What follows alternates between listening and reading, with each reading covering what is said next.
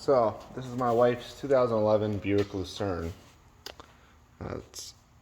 These seem to be an interesting and a common failure part, but so what they are is they're called the rear lateral links.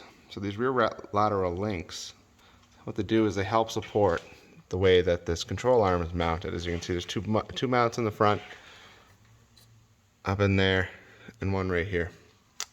So this also helps adjust your toe and maybe even camber, I'm not sure.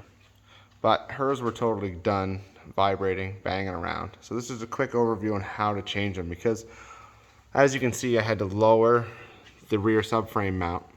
So what I used was just a jack underneath it, took the two 18 mil bolts out, dropped them down, set it down easy.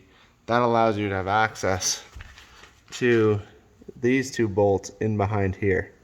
Hard to see with the well, I'll see if I can block some sun. There you go. So as you can see, there's two bolts in the back that need to come through. And I didn't see the gas tanks in there. If not, it's dropping the gas tank, which is just silly when you can just take these two bolts out and it'll drop it down enough and sit on the exhaust if you don't have a jack anyways to get them out.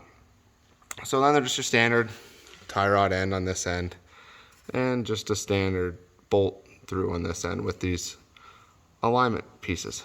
So I just AC's them for the next guy, or if it's me, who knows, and put the new ones on. It's just a quick little video to let you know how to change the rear lateral arms on your 2011 Buick Lucerne.